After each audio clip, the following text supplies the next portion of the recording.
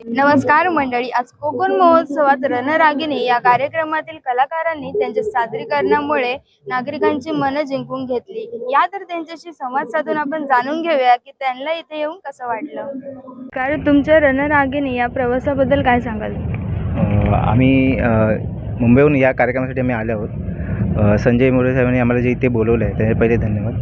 आणि या रणरागिणीच्या पूर्ण कार्यक्रमाची रूपरेषा मांडायची तर महाराष्ट्राची संस्कृती ते महाराजांच्या इतिहासाचा थोडासा जो आम्हाला तिथे दाखवण्यापर्यंत जेवढं आम्हाला करता येईल तेवढा आम्ही इथे प्रयत्न करणार आहोत. आणि त्यामध्ये अजून त्यांनी केलेली कार्य म्हणजे असं नाही की ते तुम्ही तेवढं सगळं भव्य सगळं दिसतंय, पण ह्याच्यामागे पण काही कलाकारासोबत काही कार्यकर्ते, त्यांचे काही मंडळ, काही विश्वसनीय त्यांचे आहेत, त्यांच्याशी एकजूटपणा त्यात तर पूर्ण कार्यक्रम त्यांनी साजरा केला आहे. त्याचं हे सगळे प्रदर्शन आहे.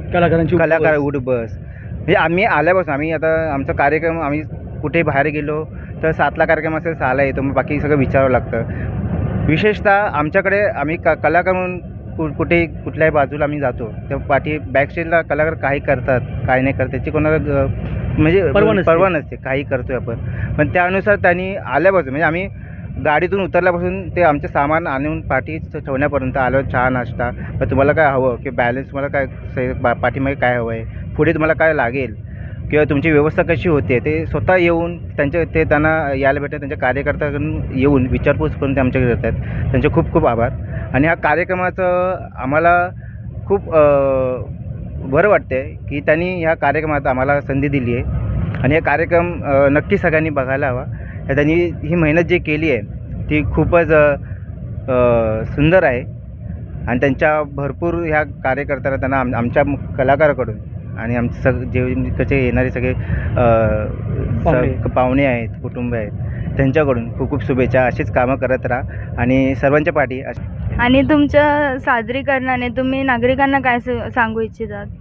सध्या काय चाललं आहे माहिती आहे का, भाषिकांनी याच्यावर जाण्यापेक्षा आपली संस्कृती आपण जी मांडतोय ती कुठेतरी मावत चालली आहे. किंवा काय कायांना वाटतं की हां हे लोक अशी म्हणजे साड्या घालून फक्त छान जे रेग्युलर आपण कार्यक्रम करतो ते कार्यक्रम करून फक्त मनोरंजन करत आहेत. पण आम्ही असं नाही आहे. आमच्याकडून स्वतः आम्ही जेव्हा कार्यक्रम करतो, जेव्हा किंवा कुठला आम्ही वेशभूषा करतो किंवा कुठले कार्यक्रम डान्स ग्रुप असतात आणि प्रत्येक कार्यक्रम आमचे काही एक ठरलेले काही की तिथून काहीतरी समोर सांगावं म्हणून.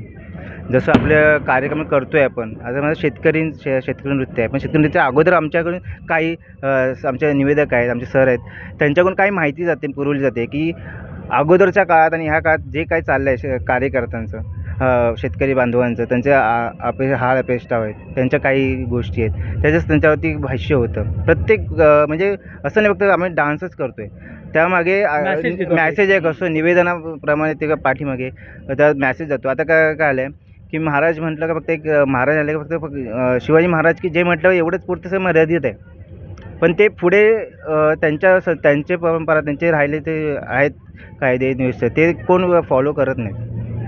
त्याचा प्रयत्न आम्ही करतो की आमच्या मार्फत आम्ही त्यांना किती समजवू शकतो, आमच्या मार्फत त्यांना किती आम्ही प्रेरणा देऊ शकतो तेवढं आम्ही प्रयत्न करतो. आणि किती वर्ष झाले तुमच्या या कार्यक्रमात?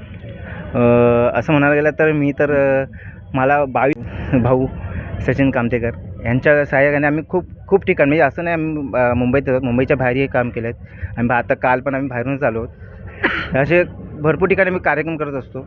आणि सगळी जेवढी माझ्याकडे जी मंडळी आहेत, कार्यक्रम जी ग्रुप आहे माझा, सगळे कुठे चांगल्या शक्षेत्रात आहेत, काही शूटिंग लाईन आहेत, काय ते सगळे इथे आलेले आहेत या फक्त तुमच्यासाठी तुम्हाला भेट द्यायला, तुमचं मनोरंजन करायला.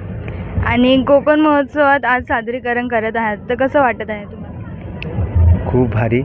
म्हणजे म्हटलं ना, कोकण म्हटलं तर पहिलं हृदय आहे. कोकणात सगळे बहुतेक माझी जेवढी मंडळी सगळी कोकणीच आहेत.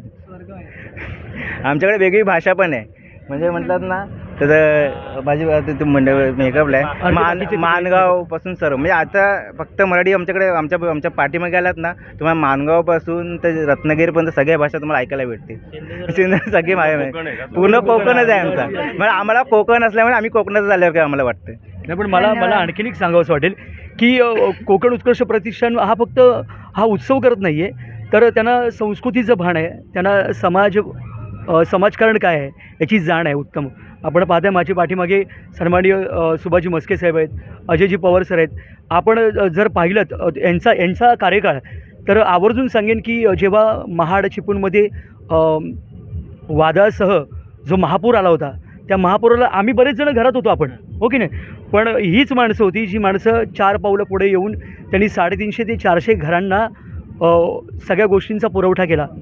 1500 बघा आकडा काय येतो आहे, 1500. आणि शिवाय बरीचशी गावं उद्ध्वस्त झाली होती. त्या गावांना त्यांनी घरं, शाळा ह्याची उभारणी केली, मंदिराचा जीर्णोद्धार केला आणि बरीचशी गावं दत्तक घेतली गेली आहेत. त्याचा इतिहास मी मांडणार आहे. मात्र आवर्जून मला सगळ्यांना सांगणं आहे की 10 दिवस सांगणारा हा सोहळा आहे. ही परंपरा, ही संस्कृती परत कुठेही पाहायला मिळणार नाही आहे. सो आपण ह्या सगळ्या गोष्टी मिस करू नका. तरुणांनी या, ज्येष्ठ श्रेष्ठांनी या आणि महिलांनी तर आवर्जून या. खूप खूप आभार. धन्यवाद. धन्यवाद. तर मंडळी, तुम्ही देखील कोकण महोत्सवाला जरूर भेट देऊन जावा. कॅमेरामॅन नैना सरदारसह मी ऋतुजा आरद्वाड, जिल्हा वार्ता.